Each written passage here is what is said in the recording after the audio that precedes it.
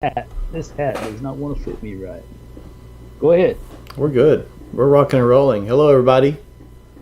Hello, brothers and friends. Friends and brothers, welcome to Masonic Improvement, the Sunday edition. Sunday edition. Yes, sir. Sunday, Sunday, Sunday. How is everything? You're supposed to like that. Oh, I like that. Thumbs up. You're supposed to go, Oh, is that how they did that? I was watching. Today was a great, actually, this weekend was a great weekend. I just hung out with my daughter a lot, just chilled and watched some movies and worked on the zero turn for a little bit. Chilled and watched some more movies. That sounds fun. That's a good time. Yeah, whenever I'm at home, I really try to make up for all the time that I'm not at home. Yeah, we watched some movies and stuff today. It was pretty fun. So I like that's it good. because my daughter cuddles with me the whole time, so it's not wasted time for me. It's just we're truly bonding and hanging out and cuddling, so that's kind of cool. Yeah, we'll My do that. boys didn't do that a whole lot. This was it's kind of cool to have a girl to be able to cuddle with and hang out with. Yeah, I agree wholeheartedly. Just wait till it gets to be 12 or 13, then they don't want to cuddle anymore. Trust me, I speak from experience. She's still little. Yeah. I got a sweetie. Yeah, I'm trying to enjoy it while I can Yep. until the monster comes. So Right. yeah, Well, it's good she's times. she's starting Team Black tomorrow. Tomorrow's her official. I said, didn't she start like 2 weeks ago, 3 weeks ago? She said, Dad, I was just getting ready for Team Black. Tomorrow we actually start. I am officially on Team Black now. I said, okay. I thought you were officially when you got the letter. It was the pre-preparation preparations, Yes, exactly. preparing to get ready to prepare. Yes, I Yeah. forgot. She is a girl. She's got to prepare to get ready. Yeah. So what's on everybody's mind Masonically this week? Well, while you were on the subject of children, my oldest came home this weekend. He is in preparations to go to Camp Swift tomorrow to get his orders Yeah. to the border for the next year.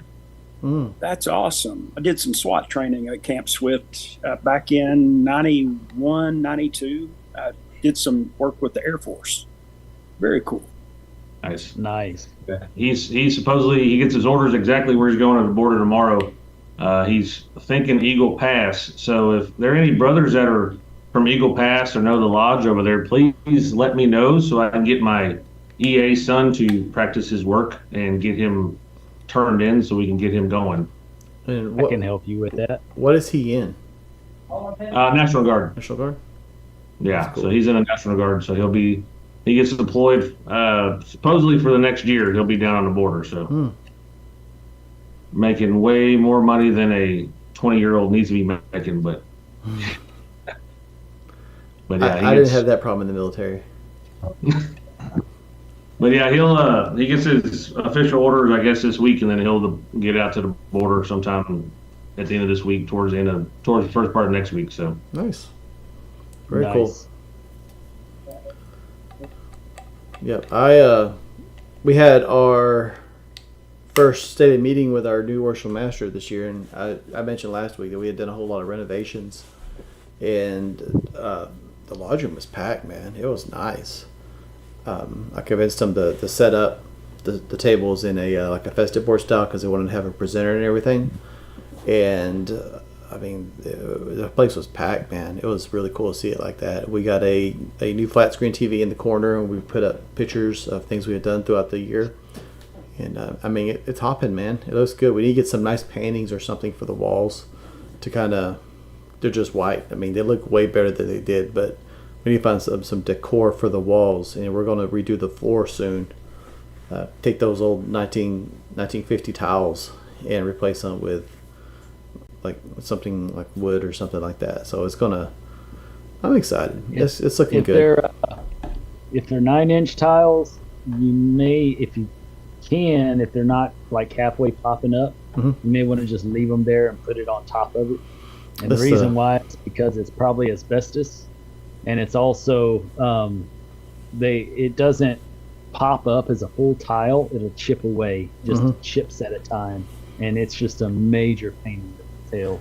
That era is just a terrible era for tile. Yeah, that was the consensus. Is it was probably asbestos. I thought the tile had asbestos, but I guess the glue is asbestos. I don't know. Either way, it's asbestos. So we'll cover that up. We'll go over it, and I've seen that done before. I mean, it didn't affect anything, so I think that'll be good. But yeah, I'm excited. I'm excited. I've been a member of that lodge for I went through there 18 years ago, almost 19 years ago. So we are finally getting that room looking where it needs to be. So that's very exciting for me. It only took 18 years. Nice. It took 18 years. Yeah. Good job, guys. Good job. That's how well I convince people, I guess. I'd Takes a like little to bit of time.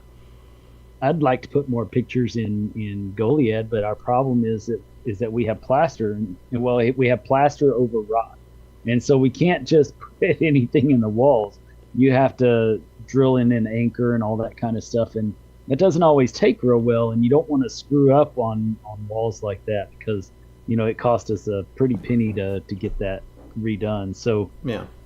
Does I plaster would love to crack see too? If you do it wrong? plaster does if it's done wrong, and just over time it does. And so we just had it all redone and repainted, and so I'd hate to mess that up. Yeah, I understand. Very cool. But yeah, I agree. Do it to it, man. Put in nice paintings. Yeah. Put thoughtful paintings in also, not just 1990s cheapo leftover from a motel paintings that somebody had in their garage or whatever that they got at a yard sale. You have some really nice pictures with some ducks that have like bows and stuff from the 90s, like the whole duck thing. And Oh man. Don't what's wrong even with get me that? started. Don't even get me started. Oh my gosh. I guess I shouldn't have brought it up. But anyways, there's definitely a lot of nice philosophers that you could put up in paintings and yeah, be I the agree. better for it. I tell you what, one of the coolest things I've seen in the regular lodge is the big old head of Albert Pike in at Hillcrest. And what's crazy about that is that Kyle, he despises morals and dogma and doesn't think a whole lot of Pike, but they've got that big old head in there, and it just makes me happy. Why does he not think a lot of Pike? I don't know. Oh, I don't know. it's not that you don't know, because I'm sure he's told you. He just was probably like I probably got myself inebriated enough to not listen. That's what I was thinking. Because I never know Kyle Yeah. to not tell you something if you have a question. Yeah, I've never had a question. I never had Kyle not tell me something when I didn't have a question. So, Yeah, but we love Kyle. He's great. absolutely, one of my best buds. Yeah. He's the one guy I love to argue. One of the few that I love to argue with. He's good at it. It's always a good challenge. Yes, it's always a challenge when you got somebody like that you can talk to. Yeah. So what are we talking But about anywho- tonight? Like, what's the goal? I was going to say something real quick, Justin, along with the lines of talking about lodges and everything. I don't know if Dennis heard over the weekend, but Edna Lodge over here in District 36, their roof caved in and pretty much totally destroyed their lodge room. So, Yikes. they're in. They're gonna merge. What led it to do that? Was it leaking, or is it just falling unexpectedly? I think it's something that's needed to be fixed for a while, and they just didn't have the funds to do it, and so now it's completely caved in inside, and they'll be moving their charter to Victoria here probably for the next couple months, and then probably decide what they're going to do after that. Man, I had heard that they wanted to move to Port Lavaca, not Victoria. Maybe temporarily to Victoria. I heard both, but I heard there was a consensus to move to Victoria, seeing how most of the brothers that are over at Edna are also part of Victoria. So, but there's also some brothers that are part of Edna that are part of Port Lavaca too. So, I don't know what they're going to do. I do know that I got a call from the worship master in Victoria asking me what I thought, and I told him, I said, yeah, just do what you got to do, and we'll figure it out as we go down the road. But they're probably looking to move, and at some point may merge with another lodge, because I don't think they have the funds to fix everything. Yeah, they're gonna have to merge. So the sad thing is that they've done like so many other lodges are doing, and that is letting their asset fall to complete garbage to where they're not going to get anything for it, and so now they really have nothing to give to the new lodge that they merge with, whoever that is. What value does a building have with a giant hole in the roof? Like that's I know what you mean. Well, unfortunately, and then somebody like me, if I were to go and buy it, I would say, look, man, I'm going to have to demolish the whole damn thing because you've already let it go to shit. So I'm going to have to demolish it and then use the land. So whatever value the land has, now it's less that cost to demolish the building, and I'm going to expect to pay that if I buy it. Yeah. Well, the issue was it like rain, or it just fell in, just because the reason I asked is I know of at least one lodge where their roof in a few years will probably do the same thing, and they don't have the funds, and every time it rains, it's inside the building. It just gets worse and worse with rain. Yeah, and that's what's been happening, and it finally just gave it. And the thing is, even if you fix the roof, you have mold in there now. You have mold in that building, and you can't do anything full time in a building like that.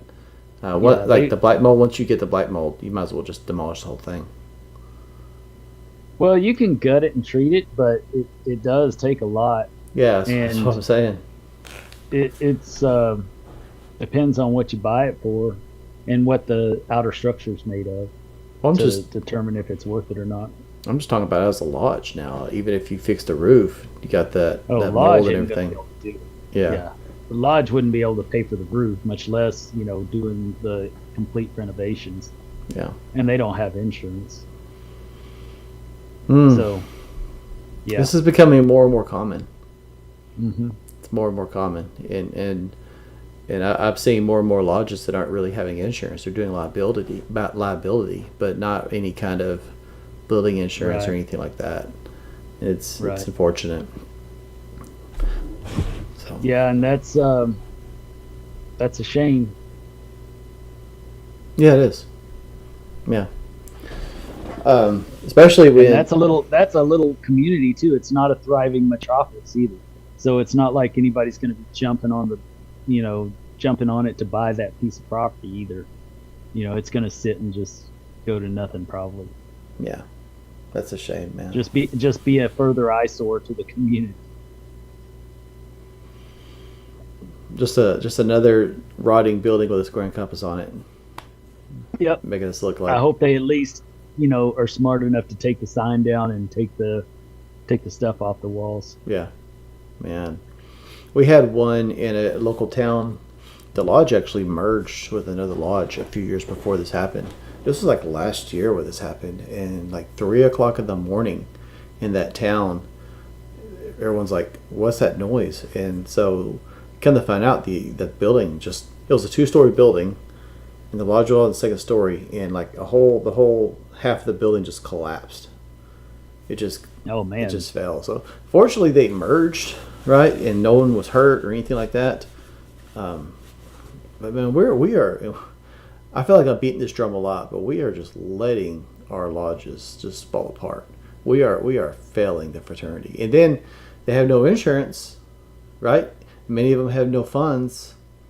So if something like that happens, they have no choice but to merge. They have no choice but to turn in their charter or go to another lodge, because it's like, we never foresaw that this 60, 70-year-old building could ever have something go wrong with it eventually, right? And it's sad.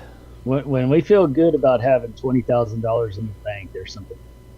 Yeah, I agree. That's already a telltale that something should have happened a long time ago. But it is what it is. I remember one time we were having this great debate on all this, and I was pissing and moaning on Texas Freemasons, and somebody said, "Hey man, don't worry about it. It's all going to work itself out. Time is going to take care of it all. It will. It will. Just take care of what you got to take care of, and time will take care of the rest."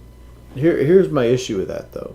If you have two lodges that are close by, and one's really trying to do everything they can to take care of things, and the other is not, and it collapses, and they want to bring their members to your lodge, do I want the same mentality that ruined that lodge to come into my lodge now? That's the issue. And granted, like we talked with Zach, statistically, if you do a merge, most likely most of those people aren't gonna. They may merge, but they're not gonna be coming over, right? But what if they do? What if you do? You're opening the door. But you know who is going to come over for sure? It's going to be the ones that stop all the development. Yeah, it won't be the ones you want. It'll be the ones that are causing issues. I agree. Right. I explained that to a brother, and he a few weeks ago, and he looked at me like I lost my mind. He was like, "No, dude, we don't want." Because it's a situation that's going to happen somewhere at a place I know, and I was like, we don't want that. And in fact, it's almost like the lodges are arguing on who's not going to take it, right? Like, I don't want it, you can have them. But yeah, because it's a lodge that it's not toxic quite, but they're always arguing and bickering about everything, and nothing gets done. And so it's like, why would you me and another brother did like 4 or 5 months of financial presentations on why we needed to raise dues, and then after the last presentation, one of the brothers is like, "We have $4,000 in the bank. Why would we need to raise dues?" Right? It's like I knew at that point, like it's a lost cause. So, but yeah, why would you want that mentality to come into your lodge? I like a lot of the guys. I just don't want them handling my finances or having any say in my finances or any say in the operation of my lodge. I don't like a lot of guys that are like that. I really don't. I don't feel like they have my best interest at heart when they're talking like that. So how can I like them? How can I enjoy them being a part of my fraternity if they don't have my best interest at heart? Mm-hmm. If they want to let my fraternity that my great grandfather struggled his ass off and built in Denton, Texas, with all those pioneers in the roughest, toughest times of Texas independence, and they're just shitting on it. Mm-hmm. I'm sorry, man. I'm not okay with that. And I'm not okay with anybody who feels so pompous as they can say that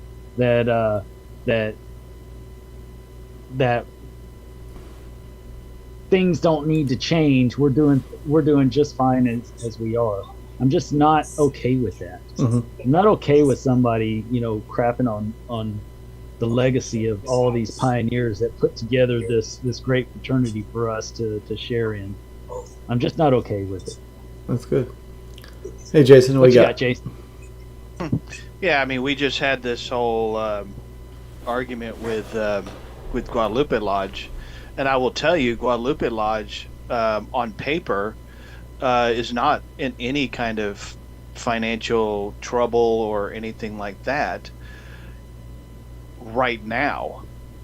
However, if you and that was a lot of their argument was like, well, we got this whole investment account that's got several $100,000 in it, and I was like, yeah, okay, that's fine. I understand. I said, but you just start tapping into that, and then you start making that a habit. I'm not looking 3 or 4 years down the road. I'm looking 10, 15, 20, 40 years down the road when Victor is back with his son trying to keep this lodge going. So if we don't address it now, then we're going to be setting ourselves up. I get it.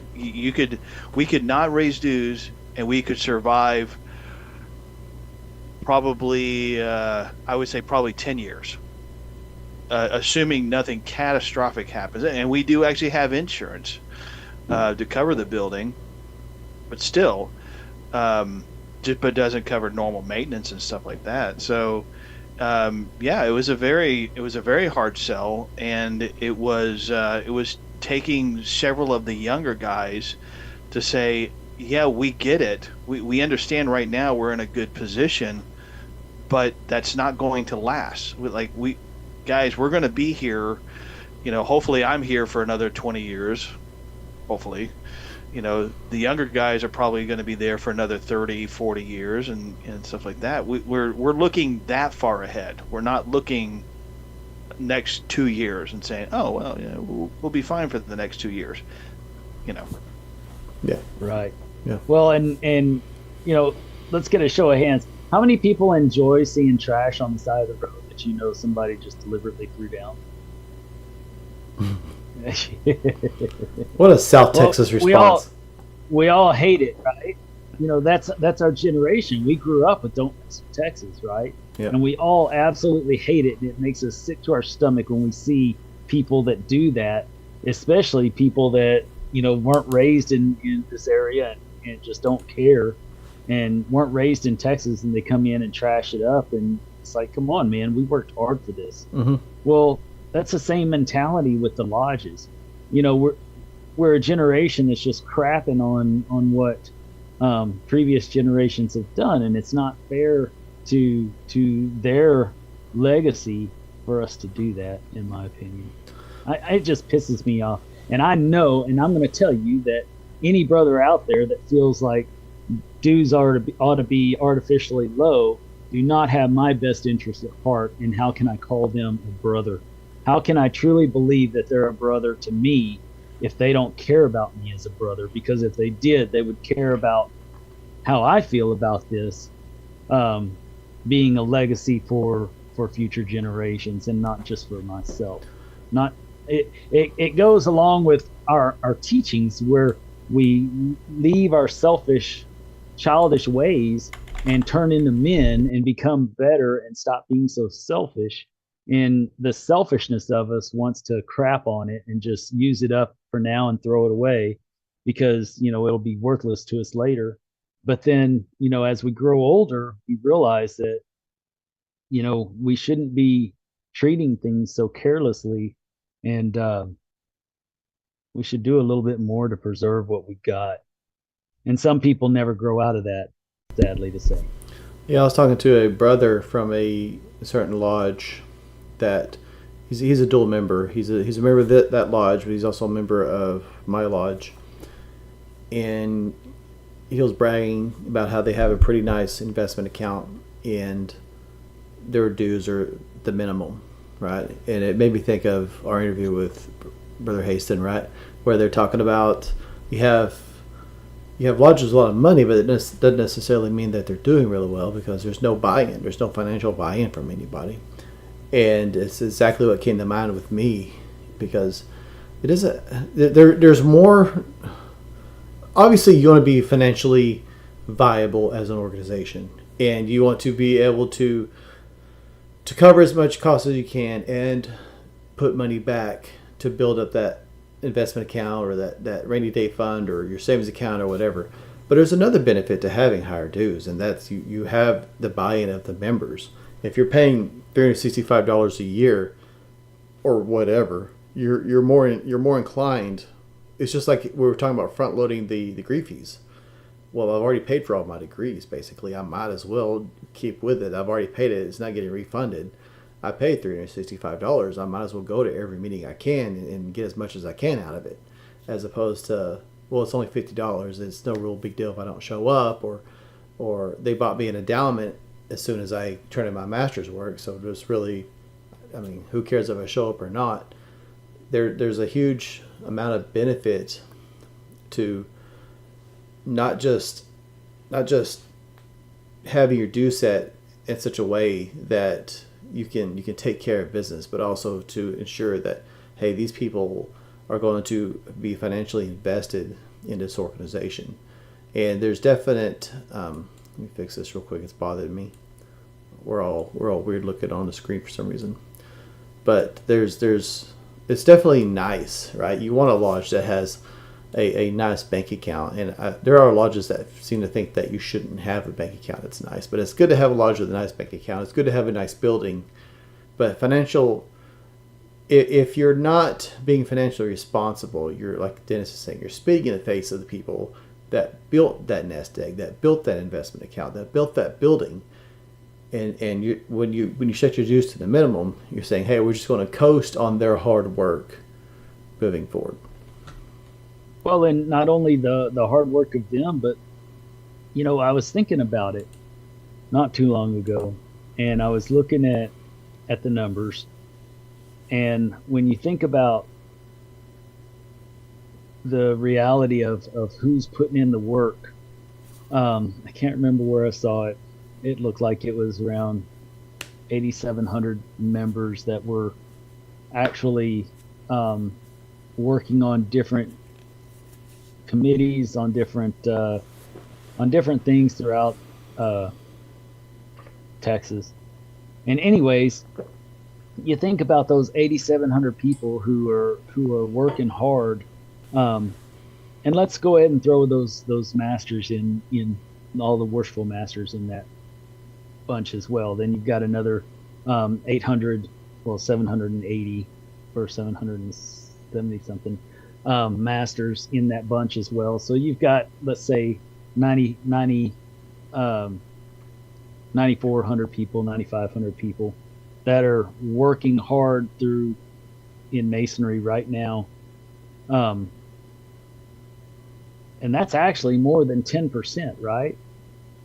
So, but still, it's very low when you think about having 57,000 members in Texas, and you think about not just the legacy of those people in the past, but all the people right now that are working their tails off to keep this thing going, and not just in Blue Lodge, but in all the appendant bodies, all the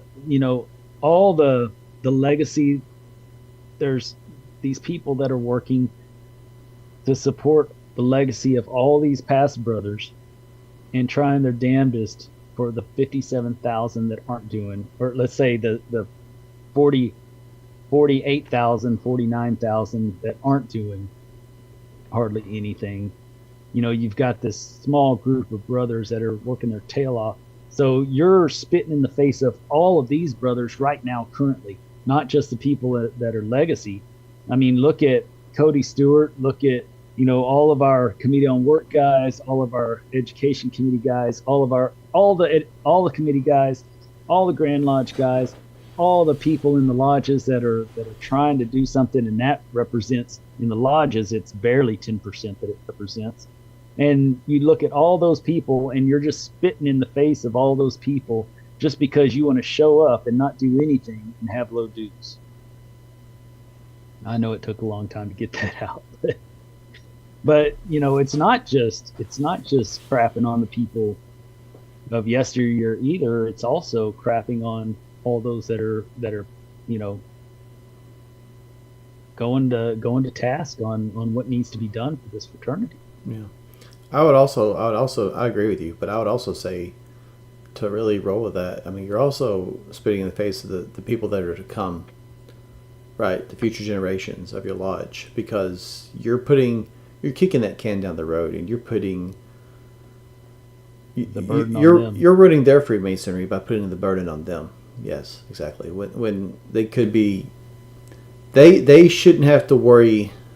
If we know there's a problem now, they should not have to be the ones that have to address it. Right? How irresponsible of us. We have a leak. Well, our roof probably needs to get fixed. Well, then we need to start putting the money back. Don't kick that money down the road. I mean, don't kick that can down the road in 5-10 years, and let the future. But don't make your EAs that you have today deal with that when they are masters down the road, right? You can start that process today, and I mean, I know roofs aren't cheap, but if you, I'm not. It doesn't matter. It doesn't matter how cheap they are or how expensive they are. It has to be It there. has to be You there. have to have it to have your building. I mean, I don't know It just doesn't matter. if grandma Money should give doesn't you matter. like a permanent dispensation to do all your degrees outside, right? Look, the roof is just symbolic. It's just symbolic. Yes. We have a real starry Yes. sky in our lodge. Yes, a real cloudy canopy. Then it's okay to smoke cigars in lodge, right? Yeah. Well, one of the things, though, we've kicked it up a notch. I was pointing here earlier because that was the mentality here, is that everybody was bickering and fighting, and there's a little bit of a nest egg. We have, well, it's pretty chunk of a nest egg, but Chunkable. it's nothing to write home about. It's a chunkable. Everybody else is creating words today. I can create words too. Symbology. Oh my God. Anyways, it's a nice chunk, but it's not going to get us where we need to go if we're using it all now. I mean, that's just ridiculous. It's not leaving anything for the future. But one thing we're doing here is we're proactively working to change the structure of how we do business. We're teaching parliamentary procedure. In fact, we had quite a heated discussion the other day on parliamentary procedure. And Craig Enderly had joined us that night also. And right as I was about to stand up, Craig stood up and said, well, this is, and he went into his thing and it's like, thank you. And I didn't have to stand up after that. It was awesome. But we left in peace and harmony. But the cool thing is that what we also did this past week is, we've been doing the education thing on the second stated meeting. Well, now we're going to continue that, and we're also going to have floor school on every Tuesday that we're not meeting as well. So every Tuesday is Oso Naval Lodge night for Corpus Christi. So if a brother doesn't have another lodge to go to, they can come to Oso Naval Lodge. There's something going on Tuesday night at Oso Naval Lodge. So we're going to have floor school. In fact, our goal is to get to where, and I believe that we won't have the Knights of Mecca next year. This will be their last year to show up for a while. And so our goal is to be able to do the degrees ourselves again at Oso Lodge. Why is that they won't do it anymore, you think? It's a big trip. Yeah. It's a big trip for people who don't appreciate it. It's a big trip. Yeah. I understand that. Which, by the way, this year, Grand Master is going to confer this degree. Oh, cool. That's real cool. Yes. So I think he did it back in his year first time too, and I think he at least opened, or he did the first half. In fact, I'm almost positive he did the first half in his year as well. So in his last year. So this is kind of a cool, an extra feather in his cap for being a cool Grandmaster. By the way, Brad Hoff in chat says, Dennis Yates took a call from me this week and helped me understand why I'm meeting such resistance asking for $50 more a year by a few. You, Dennis, are a great helper of brothers. Thank you, Brad. I appreciate that. That means a lot. Why the I resistance? do try to help. There's always resistance. Well, yeah. I'm not going to bring up anybody's dirty laundry. Oh, well, I wasn't asking you. I was asking, I guess, like, what advice you gave. No, I don't want you to give, like, other people's dirty laundry. Yeah, I'm fixing to have that hard conversation here in our lodge to raise our dues because they need to be raised. Was it 2 years ago, we were able to get our endowments upped to at least covering the per capita. So now we're going to have to talk on raising our dues and possibly raising our degree fees as well because they've been the same for I don't know how long. Dennis probably knows how long they've been the same, but we need to Well, raise them up. since my year, because I raised them, they were raised to $100 each during my year, and then the dues that we have now were raised to that amount during my year from $50. Well, so then I want to know what the dues were before I came along because I came in after your year and they were $65 for dues. I mean, I can't remember what they were before that. They were 50. Oh my gosh. Yeah. And I met with much resistance doing that. And I wish I had known then what I know now, I would have gone for more. Yeah. And I hopefully would have gotten, but it's hard to say because you always got that one guy. And you've got a lot less of those one guys in Goliad now, so you should have a little bit of help. But did you get that template from me for the Excel spreadsheet? If you well, we'll get on that afterwards, because if you take the information from the Form 71 and just fill in the line items for that template, then you'll have all the information you need to be able to show them how we're losing our tails and why we shouldn't be fundraising and asking the community for money to pay our own bills. I like fundraising. I'm good at fundraising. That's what I'm good at. I know you like it, but that doesn't mean that we should be doing it. I like to fundraise more for the scholarship fund than I like to do anything else, but that's just me. Right. Well, and if you're going to do it, then that's what it should be for. But even still, that's not us giving that money to the needy. It's the community giving the money to the needy and us just channeling it. So it's really not fair for us to pat ourselves on the back for it. But I don't want to talk bad about what you like to do, because I know that you put a lot into it. You work hard at it, and there's other things that you have done that are not doing that. So like doing those backpacks. Yeah. That came from the lodge, and we supported that and got it done. And I'm extremely proud that we were able to do that. That the lodge voted for that. I'll say this about the endowments. Say you had $1,000 endowment and your dues are $100, right? You could say, well, we're getting about $50 a year in returns, so we're only losing $27.50. But the thing is, it really depends on how you look at it. But if we set our dues to $100, that means the lodge has run the numbers, and based off what we're seeing, we need $100 a year from our members to be financially viable, right? However, if you have an endowment of $1,000, that means you're getting about $50. You're still losing money if you compare that to if they're paying dues, because you're losing. That's the big thing. You're losing $77.50 every year. If you see where I'm coming from, because you're losing that $50 and then that per capita every year, and so it's. First of all, I mean, it's good that you have $1,000 endowment. It's my experience that most lodges with $1,000 endowments don't get a lot of endowments anyway, which is really, honestly, that's fine. However, it's if you're going, I guess where I'm going with this, if you're going to talk about better for the lodge. Why are you saying that's fine? Because that's better for the lodge if they don't get a lot of endowments. Yeah, that's fine. I guess it depends on how you define fine. That's ideal. That's not just fine. That's ideal. That's ideal. Where I was going with this. Get to the point. I'm going to get to it. Dude, I sat here for 20 minutes waiting you to get to the point.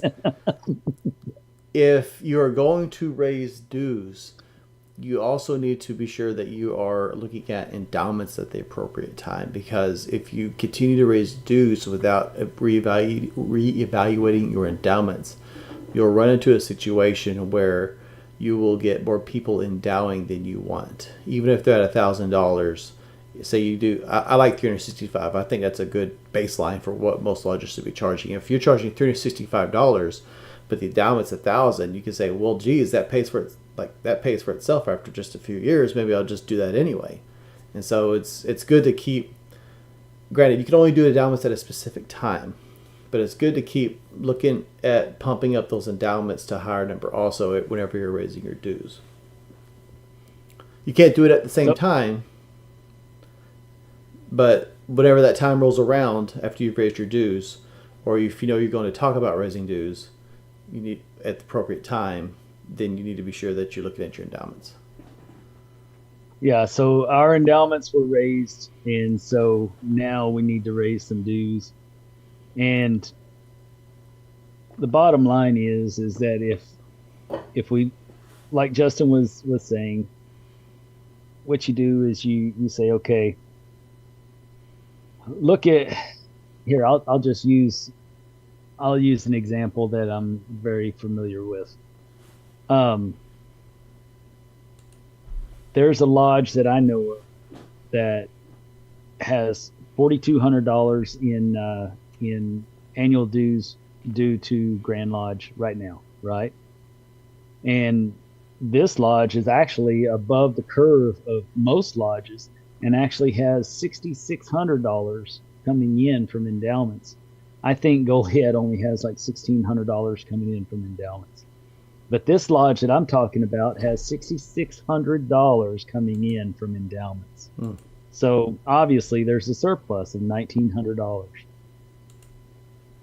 What is this lodge going to do with $1,900?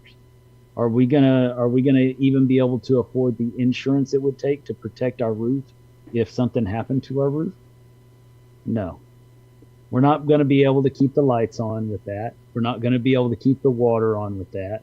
We might be able to keep the water on with that, but that would be the only thing that would be able to keep on with that. You know, it's not possible to run a business on $1,900. And so I can assure you, if you talk to the brothers in a financial manner like that and say, look, you know, the asking the community to pay for our debts is not fair to the community. We're supposed to be helping the community, not asking them for money. Mm-hmm. And it's as simple as that. And that's the best way to approach taking care of your dues discussion. If you had a and friend, you follow that up with data. If you had a friend or a family member, and every time you saw them, you knew they're going to ask you for something, you would avoid them. You would not want to hang out with them because they're inevitably going to ask you for some kind of handout or something, right? We have to be sure that we're not that relative as an organization. That the majority of the time when people see us is because we are doing good things for our community, not because we have our hand out asking for something. There's a question in the chat. Can we raise dues? Excuse me. Can we raise dues now and it take effect immediately? Yes. As soon as they're in the bylaws, in the rules and regulations, they take effect. Now it's different if they're in the bylaws, right? Well, in the bylaws, you have to wait 2 months to vote on it. Yeah.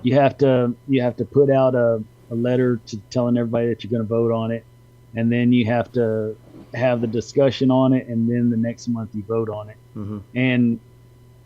But if it's rules and regulations, if you're using a Form 23 with rules and regulations is in-house, so you just change it and it's done. One and done voting. Yep.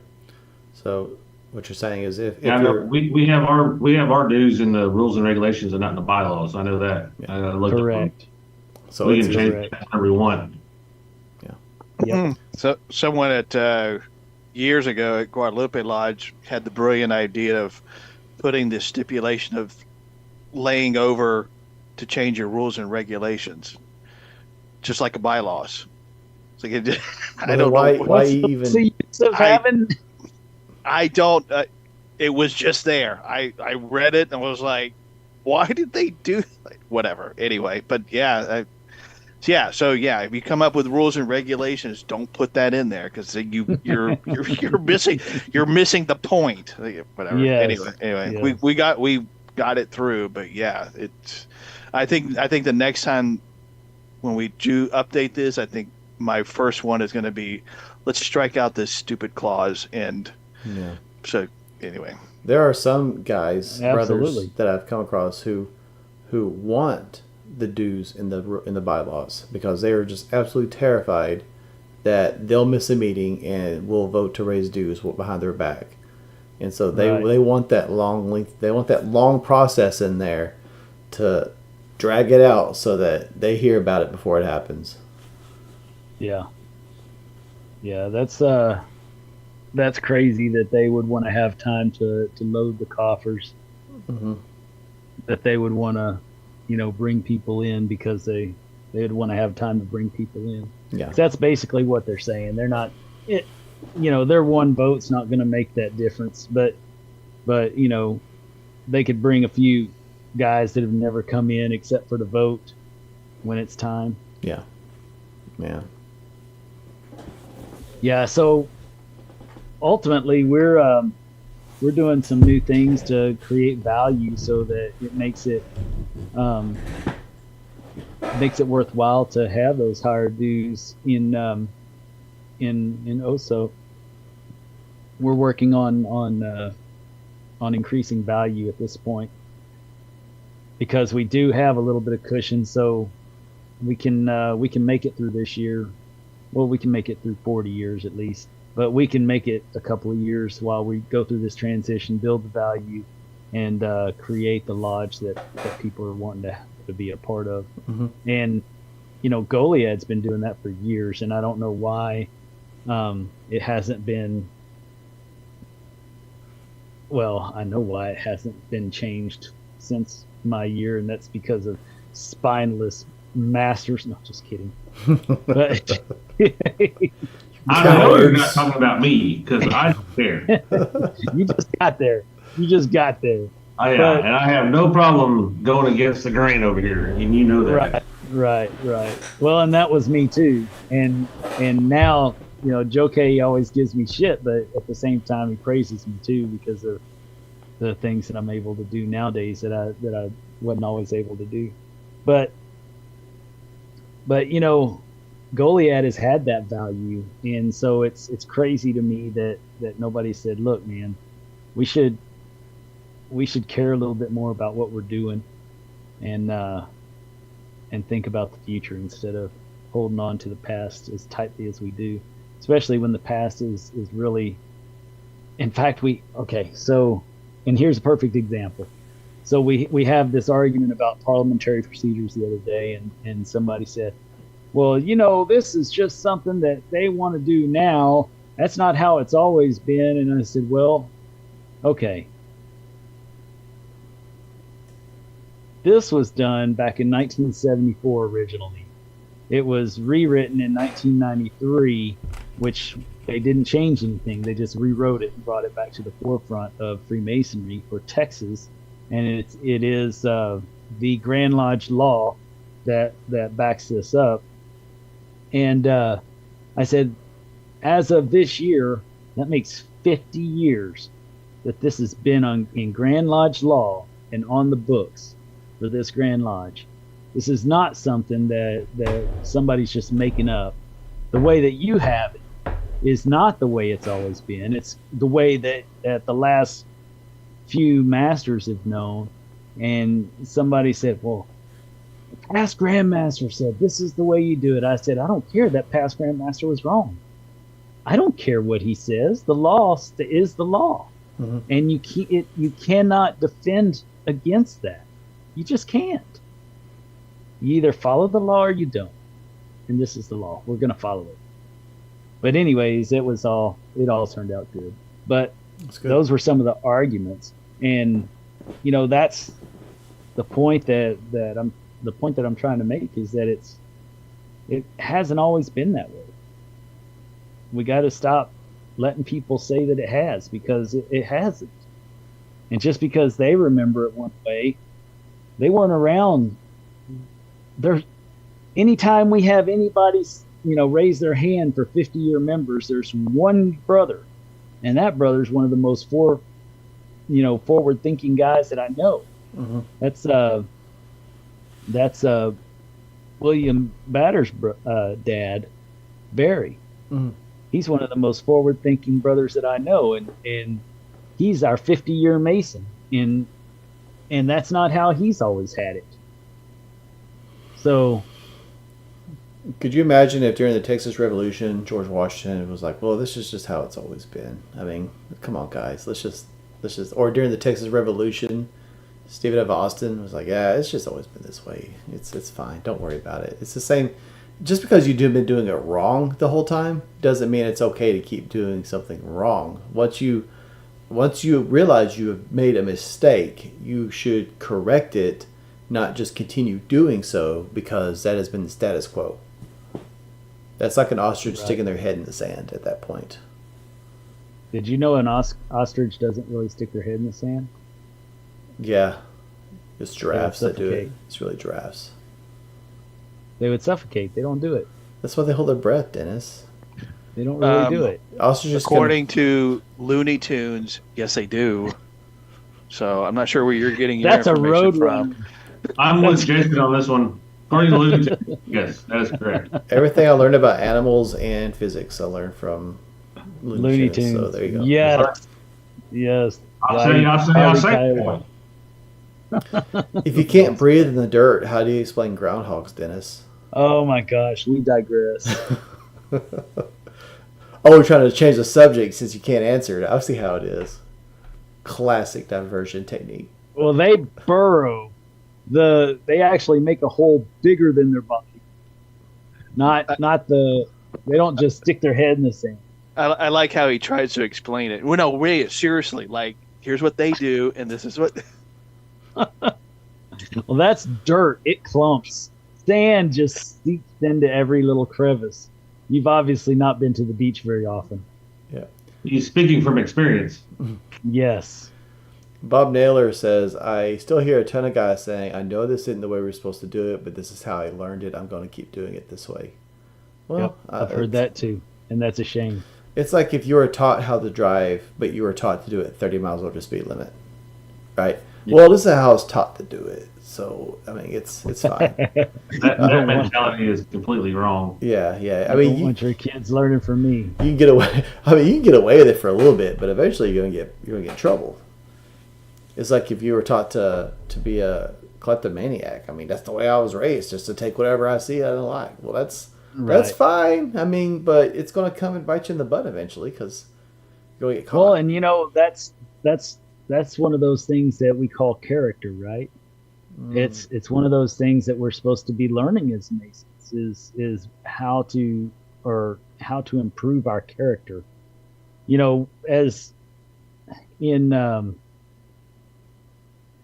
all the years of my life, I can tell you I haven't been perfect for very long. It's only been about, since I've been a Mason, I've been perfect. But before that, I would often tell white lies to get what I wanted when it was convenient. I think that was a white lie just now. You caught on to that, right? Okay, so, but that's the reality is that there's so many people that are willing to fudge to get what they want in the moment, and hold everybody else's feet to the fire. We should be above that, and we should all be honest in everything that we do. I mean, it's one thing if we're BSing and we know we're BSing, right? We're just having fun with each other. But if we're seriously trying to get our way and trying to manipulate matters just to get our way, that there's something seriously flawed with that. And that goes to our character. And that's what we're talking about when we talk about any of this kind of stuff is our character. If we're willing to turn a blind eye so that it benefits our pocketbook, who are we really robbing from? Yeah. Speaking of character, we had a conversation a few weeks ago, and it's the video that came out recently. It's the one about building Masonic education. And I know it seems unrelated, but I'm going somewhere with this. And we had talked about, I mentioned using education as a means to really kind of direct the lodge to better ultimate location, right? Like ultimate to get it where it needs to be, I guess. And we kind of got into this discussion of, well, how is that not manipulation? And I heard a really good, it was Jocko Willick, and former Navy SEAL, and he was talking about the difference between manipulation and leadership, and it really struck me. So leadership, as a leader, I'm educating people.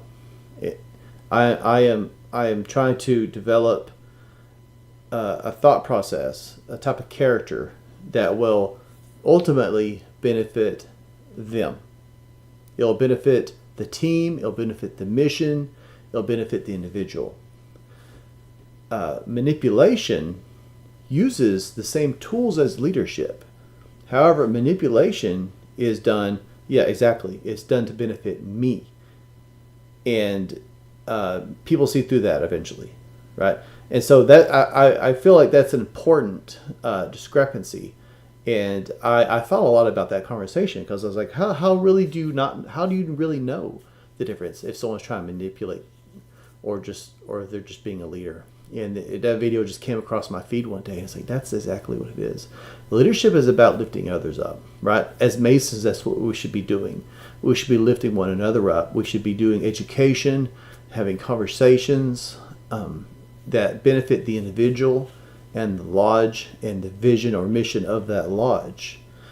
Manipulation is me doing things just to ultimately benefit me, my ego, to put more feathers in my cap, yada yada yada. The thing is, you can't be manipulative without people catching on eventually. As a leader, you're not taking credit. You're doing it for others. You're doing it to lift up the entire organization. And to me, that's where character falls in. A leader has character. A manipulator does not have character. There's no character at all. They're just in it to benefit themselves. You know what I was thinking when you were saying that? You know what would be cool is, what if lodges, speaking of education, what if lodges decided, hey, why don't we purchase the Dave Ramsey workbook or whatever, the work videos or whatever, and do that up at lodge, and all the brothers bring their finances to the table. I mean, we're supposed to be brothers, right? We're supposed to be able to trust each other with what's going on in our lives. Everybody brought their finances to the table, said, okay, this is where I am, and this is what we're trying to do. This is how we're going to get there by doing it. We're all going to try to do better using this program, and we're all going to support each other in doing that, and in helping each other get on our feet, so that then we can benefit the lodge. And then say, you know, it doesn't cost anything to do this, but at the end of this, when you're debt free, say you pledge $200 or something to the lodge. Each person pledges $200 or $500, whatever you want to pledge, and then buy an endowment or whatever for the lodge, or put it in the building fund, whatever you want to do with it. But it would be interesting to have a program or different programs like that could help us in different ways in our lodges, to help us personally with our personal finances, our personal mental health, our personal strategies in business, our strategies in our goals in our professions, whatever, professional mentors, what have you. It would be cool if we had these different things going on in our lodges for our members, instead of just going to meetings, and frankly, instead of just doing Masonic education, having different things that can help the brothers personally as well. And not just say, we're going to teach you these moral lessons and the rest is up to you.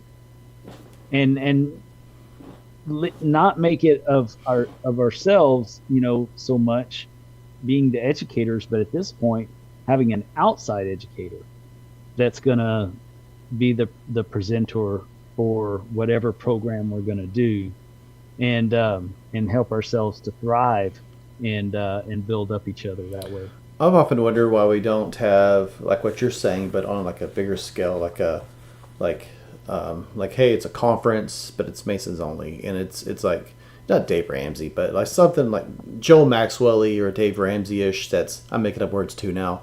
It's along those lines, but hey, it's just maybe the tickets are To fit your purpose, right? yeah, You're making up words to yeah, fit your purpose, to fit my right? purpose, yeah. But it's just like a Mason only thing, and it's just a Right. benefit of membership. Please come and better yourself. Yeah. And then after that, you could actually have one on investments and investment planning. Mm-hmm. You know, have different educational programs that would benefit the individuals as well as the lodge, and just tell these guys, look, man, on your honor, your character, you're saying that, you know, if you benefit from this, then you're gonna give a little back to the lodge for making this possible for you. Yeah. Well, and if people would say, well, what is Masonic about this? Well, then they need to go back and look at the staircase lecture, right? Because So many of the different lectures, not just Exactly. the staircase. I mean, Yeah. from the get go. yeah, that's true too. Yeah. Yeah.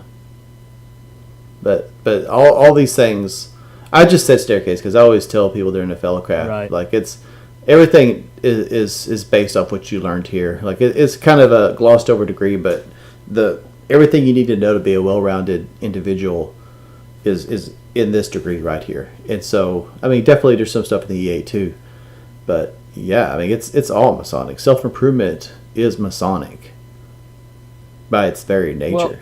Well, and the reason why we should be able to do that is because of that northeast corner lesson. Mm-hmm. Agreed. You know, it starts at home. That's where, you know, that's our job is to support each other like that. So, Yeah. you know, I think, and like I said, I would entertain not only for financial and investments, but also for mental health and for other ways, because there's definitely brothers that are suffering out there that we just don't know about until after the fact, of course. Well, if you, for example, had a Dave Ramsey program, that would benefit the brothers for sure. However, that would also benefit the lodge, because now people would be like, "Hey, we're wasting money on these things. Like we've just learned about this. This is not smart. Yes. Hey, we don't have any money put back. What's up with this? Like we need to start being wiser with our finances based off the things I've just learned." And so the lodges themselves would benefit from having. There's nothing you can't do to educate the brothers that does not benefit the lodge itself as well. Right. That's exactly.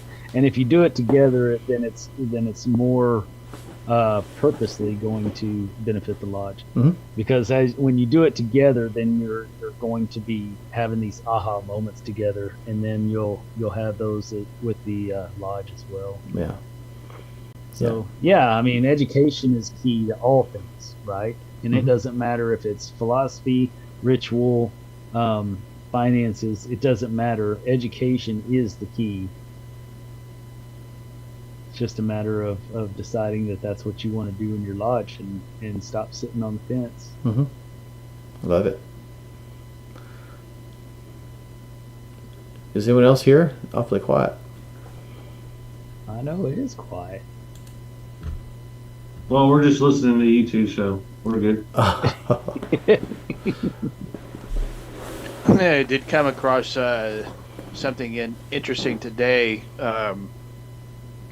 Just as a side note, we were me and the Yorkright recorder were at the lodge today, going through a bunch of old files that we had found out in our shed. It was in like these temporary filing cabinets. They were made of like cardboard, like heavy cardboard. They weren't meant to be there for a long time, but they've been there for a long time. They were getting ruined. So a while ago we had taken it apart and put all the files into plastic containers to at least reserve them until we could go through them. Anyway, about 80% of them I think were related to chapter council commandery, but there were about 10% of them were actually Guadalupe Lodge files for whatever reason. So, I mean, we had just started, and the guy I was with pulled out, and it was a Form 1 from 1973 for Guadalupe Lodge for murder. Wow, that's awesome.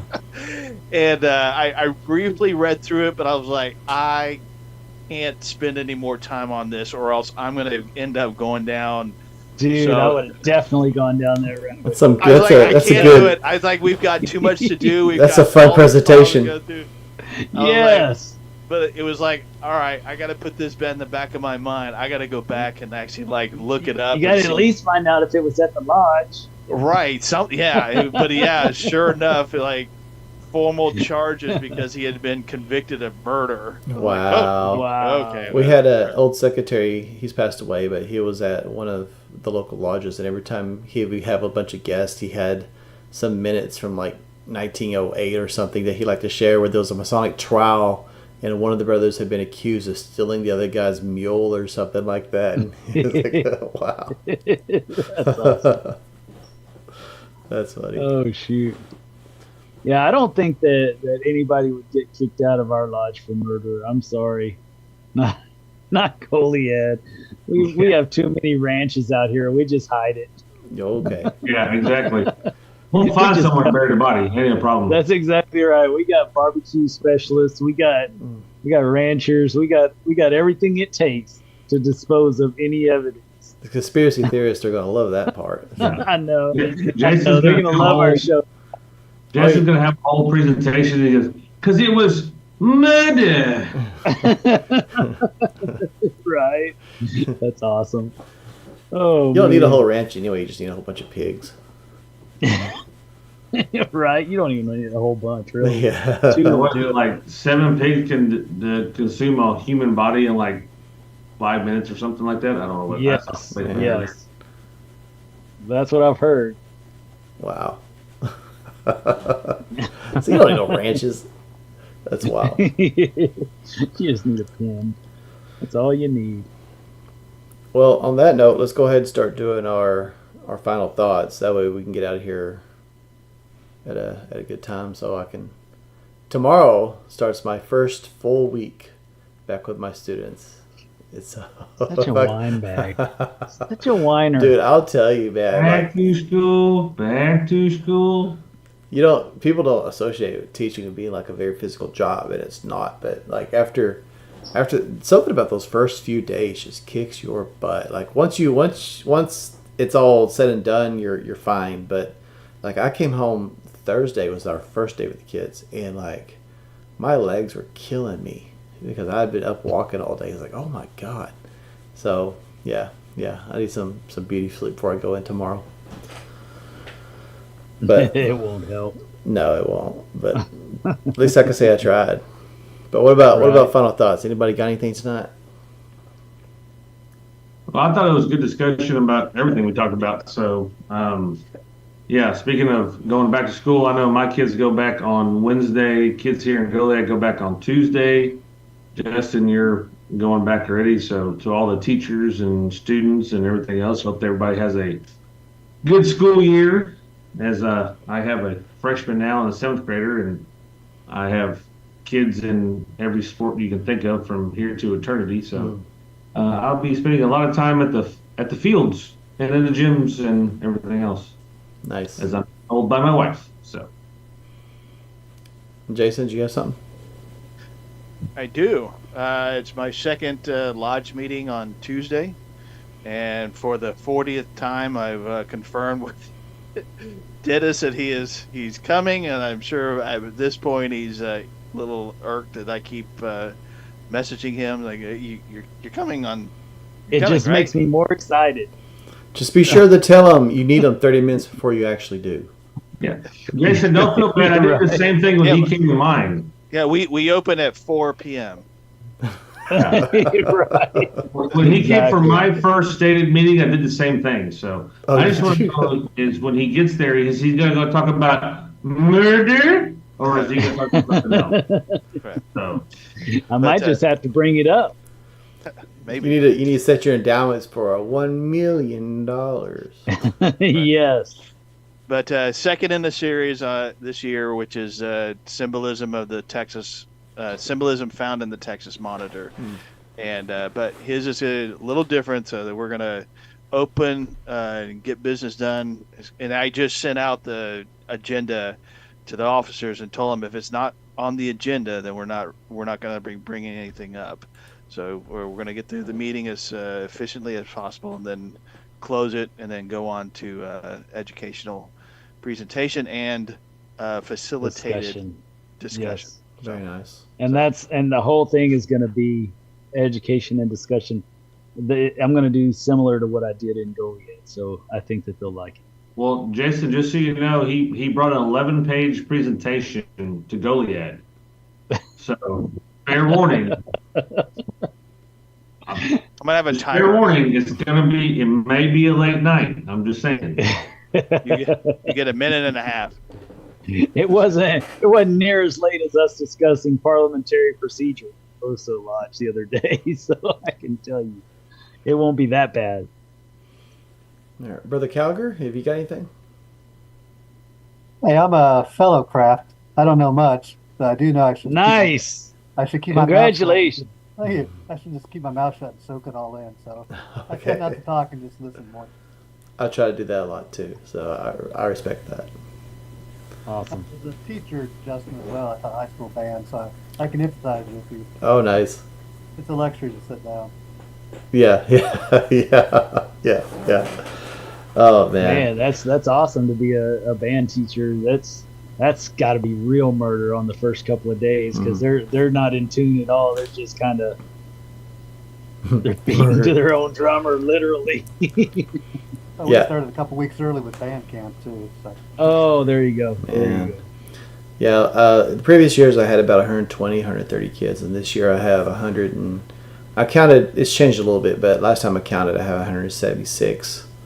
And we took on a whole new class period, and we went to 4 days, but we had to make some staff changes. We had to do some staff reductions, so it's less days, but we're doing as much or more work in that amount of time. So it's going to be.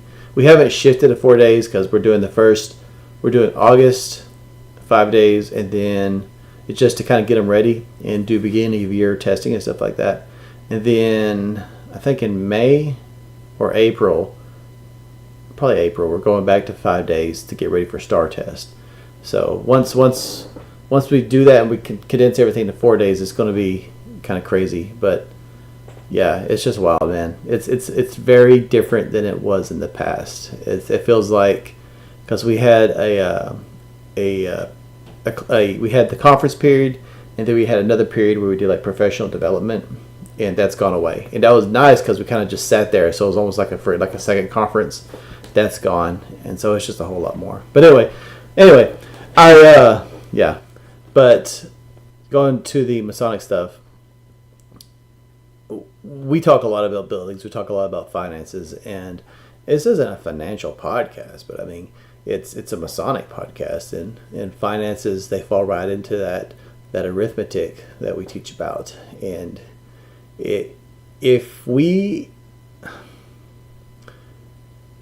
I'll just say this: if somebody cannot make wise financial decisions in their personal life, why do we allow them to make financial decisions for our organization?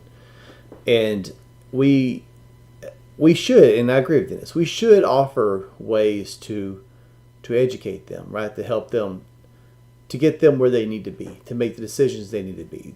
A lot of people were never taught how to make smart financial decisions, so that's just how they live. They were never taught how to really balance things. They were never really taught how to invest or anything like that. And these are important skills that people should have. And we should do the best we can if someone is a brother to help them get to where they need to be, where they understand things, not just finances, but like character and stuff like that too. However, if there's somebody that's wanting to affiliate with the lodge or do a plural membership or join the lodge, and for whatever reason, like past evidence has indicated, they do not want to develop that way, right? They don't want to. They just want to come into lodge and I saw the term bomb thrower, right? Just throw bombs at any good idea. They don't need to. They can go somewhere else. We don't need that kind of stuff. If you're not willing, lodge is about personal growth, and ultimately, at my lodge, if you are not about personal growth, this is not the organization for you. And we should all have a mentality similar to that, where we will lift you up. We will help you in every way we can, right? To not through handouts, but to help you develop into the kind of person that doesn't need that can help other people. However, if you are not willing for whatever reason, and OLT comes to mind for this too, if you're not willing for whatever reason to better yourself, because OLT is Masonic, but it also teaches stuff that inadvertently will make you a better person too. But if you're not willing to take time and invest in yourself and become a better person, then I don't know why you're in this fraternity, but I definitely don't want you in my personal organization, because what you're going to do is be a liability. And it's just like when you have one of your wardens and he goes to officer leadership training and he comes back all excited and no one else is gone, so he has all these great ideas, like, look at all this stuff I learned, and everyone else like, yeah, that's not how we do things there. As opposed to sitting all your wardens and all the other brothers that are willing to go to officer leadership training, they all come back. They're all on the same page. They're all on board, right? That's what you want. You want to get as many of your brothers on board and on the same page as possible.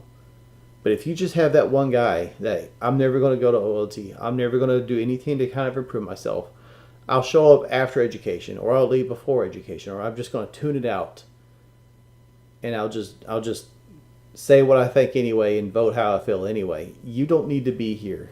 You don't need to be here. If you're not willing to do anything to improve yourself, let me just put it this way. A lodge is only as strong as its weakest member. And that means a lot of lodges, probably most lodges, are not very strong right now, because we've allowed a lot of weak members into our fraternity. And we need to be more stringent. We need to do this whole guarding the West Gate that we have talked about ad nauseum. But we also have to be willing to understand that these guys that we're bringing in the future have to be the kind of people that are willing to improve themselves. Otherwise, our buildings are going to continue falling down around us. Our bank accounts are going to continue to be nothing.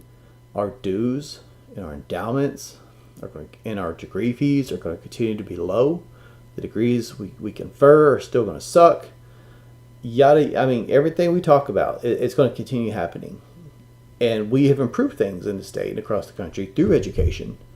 But it has to start at the individual level. And we can't continue to bring people in just because they're somebody's buddy, or just because, he's a good guy. Being a good guy isn't a criteria. It's not a qualification to be a Mason. We say we take good men and make them better, but it really should go. That's an oversimplification of what we should be doing in the process that takes place. So anyway, all that, I want to thank everybody for taking time out of their Sunday, coming on here. As always, it's always a great conversation. If anyone is interested in joining this conversation outside of the chat room, then you need to consider becoming a member of the Inner Circle. There's a link in the video description that will get you access to ad-free content, opportunities to come into our Zooms, and much, much more. And I have found immense value in having conversations with these brothers, and I know many of the brothers that have said so have gotten value from doing the same thing, and I'm sure many more brothers that have not said so have gotten the same also, because they continue to come around. So consider the Inner Circle if you're really getting value out of the content we present. Inner Circle is just a way of showing your thanks and your support, but it also helps you level up your Masonic experience too. That's all I got. Are you sure that's all? I guess so. Well, I thought I get long-winded.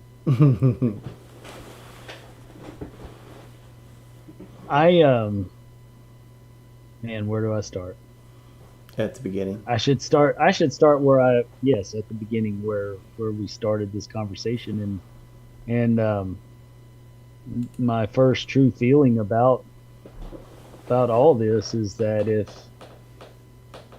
if somebody doesn't have doesn't care about the future of our fraternity and doesn't want to support the future of our fraternity, then that somebody doesn't have my best interests at heart, because my best interests are preserving this legacy so that I have something to pass down to my kids and grandkids and other Masons.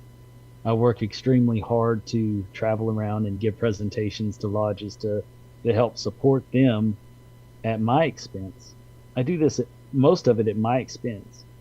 And even when I'm offered money, I tend to give it back to the lodge to support the lodge, because I know most of the lodges that I'm supporting are not in the best positions. So when you take a crap on what's necessary to keep our lodges going, you're not only taking a crap on the people before us that built all this for us, but you're taking a crap on me and everybody I know, all my closest friends and brothers that do work their asses off for this fraternity and do care about our fraternity to where they're going to stick around even when you're long gone and you decided that it wasn't worth it to you to stick around. You know, we're still going to be here and we're still going to be picking up the pieces. And that's not really fair for us. And I think that everybody who is in our situation that are working hard like this ought to have that same mentality, that if you don't support our fraternity, then you don't have our best interest at heart, and it should be recognized, and make sure that people are held accountable to that as well, because that's part of it. We are a brotherhood. We are not just a fraternity. We are a brotherhood, and brothers don't let each other fall, at least not the ones that I know of. You know, my brother, he can always come to me. My at home brother, my biological brother can always come to me. And I think that all of you brothers out there can always come to me, just like Brother Hoff said. He called me the other day, and I always answer the call. I always answer, and I will always give the best advice that I can that's going to be good for you, not good for me. Good for you, so that it helps you to be a better Mason and to be a better supporter of your own lodge. That's my goal, is for everyone else to benefit at my expense. So if you don't have my best interest at heart, then I